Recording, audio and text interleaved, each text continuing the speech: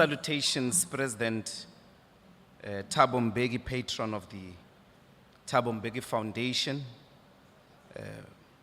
former President and Chancellor of the University of Dar es Salaam, President Kikwete, Vice Chancellors of the University of Dar es Salaam, Minister of Education, the leadership of UNISA that is here, the chairperson of the Mwalimu Nyerere Foundation, Mzee Butiku, and Bramex. Bramex is the CEO of the Thabo Mbeki Foundation. He has requested me to indicate to all of us that President Mbeki is not delivering the lecture today. The lecture is taking place on Saturday.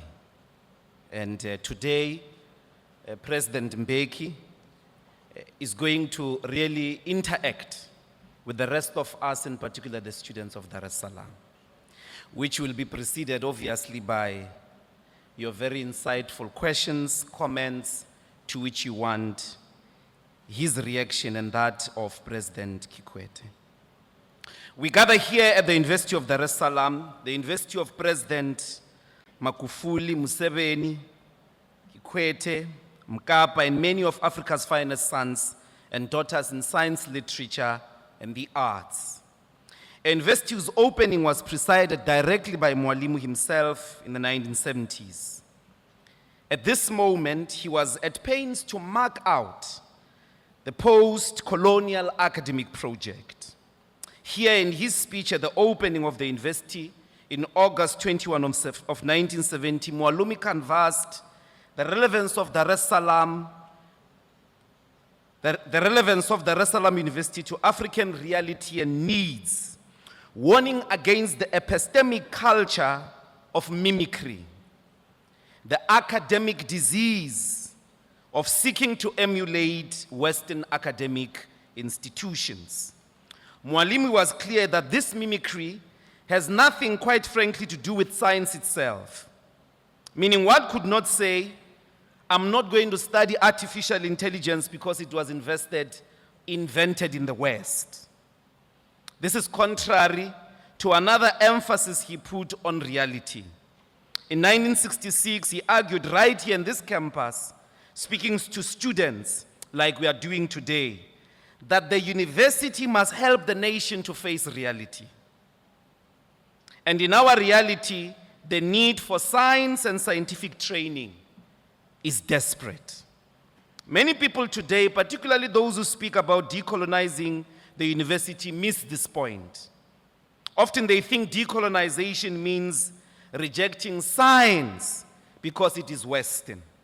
Mwalimu would view such a proposition as dangerous as it is delusional. What is the reality? Industrial development and innovation has entered an interesting stage of machine learning, generative AI, nanotechnology, cyber, physical systems, Internet of Things, and cloud computing in what is now known as the Fourth Industrial Revolution. Meaning these developments are at an industrial scale and defining industrial production. On the 5th of February this year, CNBC International Podcast published a podcast by Professor Max Tegmark, a Swedish-American physicist at MIT, who argued that AI is posing an existential threat to humanity. He speaks of the supersonic speed with which machines are close to attaining autonomous, intelligent capabilities, and soon humans will lose control over them.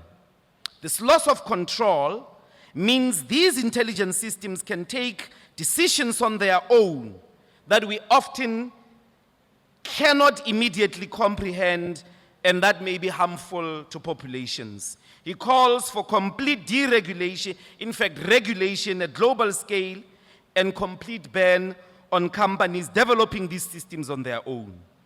In some scientific tackles, you will know, scientists have argued that the threat posed by artificial intelligence is worse than that was posed by the hydrogen and atomic bombs, because these bombs still need a human intervention. Self-generating machines with autonomous intelligent capabilities far surpass human understanding and are reaching self-automation and self-control. What Mwalimu will never agree with is an academic project that would claim oblivion or seek to go on with life as if such developments do not affect us or they have not happened. For such an academic project would not be in keeping with his call that universities must be, and I quote, committed to the pursuit of truth. Mwalimu calls for the fast tracking of the training in science because in his mind, science is a legitimate instrument of production of reliable knowledge upon which human development solutions and innovations can be based. It is therefore not Western in and of itself. In fact, its entire evolution up to the modern standard model principle physics, it is global, with some key developmental stages historically taking place in the continent of Africa by Africans.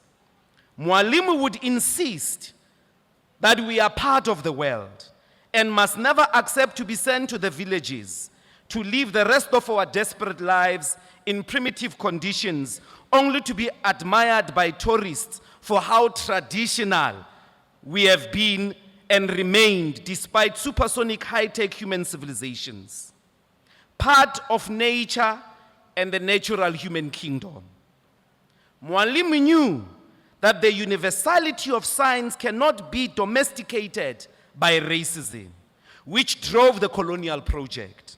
Colonization was driven by a lie, which got sustained through genocide, massacres, plunder, and systemic socioeconomic zombification of Africans, the cultural domification of the continent. The Liberation Project was therefore an equally violent confrontation in defense of Africa against a lie. No one must live in the dictates of a lie that we are not part of the world, that we are not part of the scientific endeavor. We must unapologetically be part of the universal scientific experience and do so on the terms that we set ourselves. Mwalimu's challenge to the post-colonial university is that the agenda that must employ science should not mimic the West, meaning it must be based on solving problems facing the continent and its people. And in that year, he was emphasizing agriculture. A more central proposition he put in that very year relates to the question of self-reliance, also articulated elsewhere in his works on education as self-reliance. His central struggle, which remains our struggle today, is that Africa, or is often Africa that thinks for itself, that is able to stand as an equal partner amongst the people of the world. That it must be part of the world is non-negotiable. An Africa capable of leading its own development, governing itself in total peace and stability. Our duty in gathering tonight is to rise to Mwalimu's challenge, which is the central tenet of African Renaissance, of the African Renaissance project. To renew Africa, first and foremost, is to accept the inevitable, eternal, and urgent truth. No one is coming to save this continent.